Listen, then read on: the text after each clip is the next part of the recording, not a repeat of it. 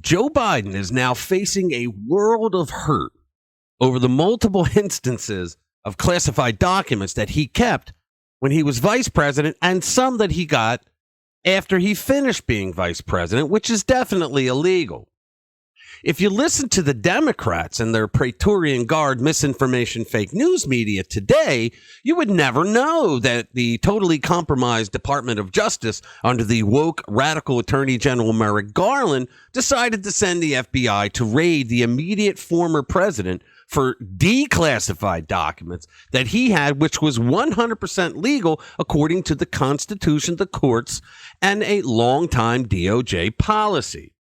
So Joe Biden is looking at this problem from multiple flanks, and we have a flashback that will come to haunt him. Let's get into it. Hey, everyone. Welcome back to the channel where we are the antidote to the daily onslaught of radical woke Marxist propaganda. So when Joe Biden was asked about his reaction to former President Donald Trump's Mar-A-Lago estate being raided by FBI over so-called classified documents, okay, we found the video, so let's give it a listen. The FBI spread the documents out on a floor to make a record of what was found. When you saw the photograph of the top secret documents laid out on the floor at Mar-A-Lago, what did you think to yourself? Looking at that image?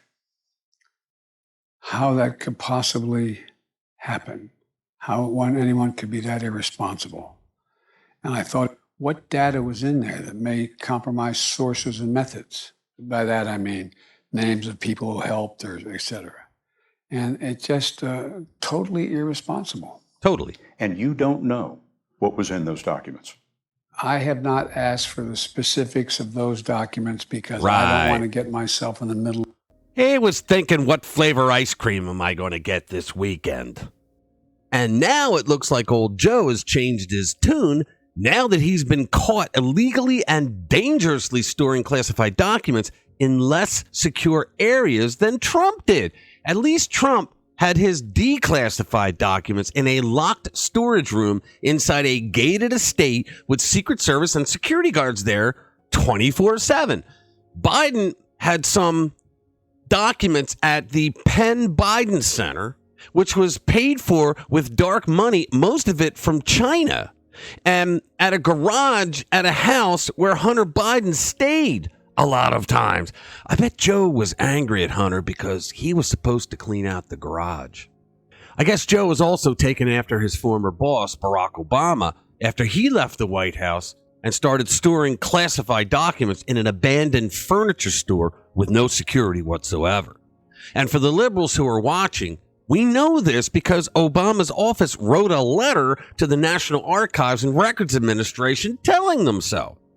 But to be consistent here, Barack Obama was a president, and he had the authority of a president to declassify anything he deemed presidential records. And court cases and DOJ policies say he was allowed to. Now, I don't know if it's illegal or just really piss poor planning that he kept them in an abandoned furniture store. But at least like Trump, he had the authority to do so, unlike Joe Biden, who was only vice president then. Now, I know the fake news media is trying to scramble to get Joe out of trouble, and some of them came up with this executive order talk that George W. Bush wrote an executive order that said that a vice president may declassify documents, and that has to do with national security. Now, my argument to that is that an executive order with no powers behind it whatsoever does not supersede national security and the Espionage Act. Okay, so I actually went and looked it up. And I believe what they are talking about is Executive Order 13292, which was an amendment to Executive Order 12958. But this says, further amendment to Executive Order 12958 as amended, classified national security information. And in here, it does mention that he gives the vice president under national security information the right to declassify.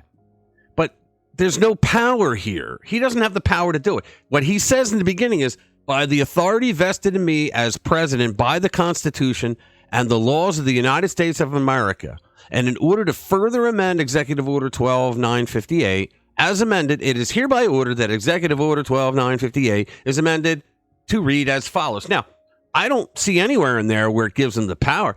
He says, by the authority vested in me as president by the Constitution and the laws of the United States of America.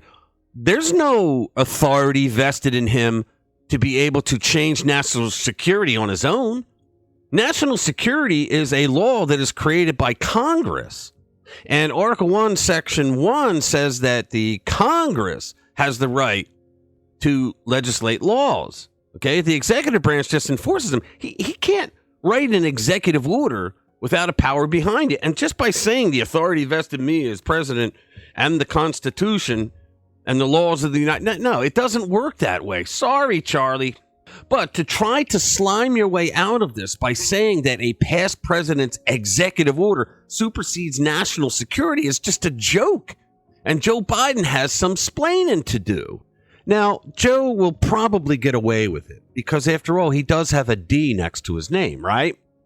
But if I were able to question him on a stand, which he would never have to go to, but if I could, or if I was a news media person, the question, I would put it this way about him keeping classified documents in multiple locations, and it would be how that could possibly happen, how anyone could be that irresponsible. And I would think, what data is in there that may compromise sources and methods? By that, I mean of people who helped, etc. And it's just totally irresponsible. All right, so that's it. Thanks a lot. Thanks for being with us. Check out the videos at the end. We'll see you in the next one.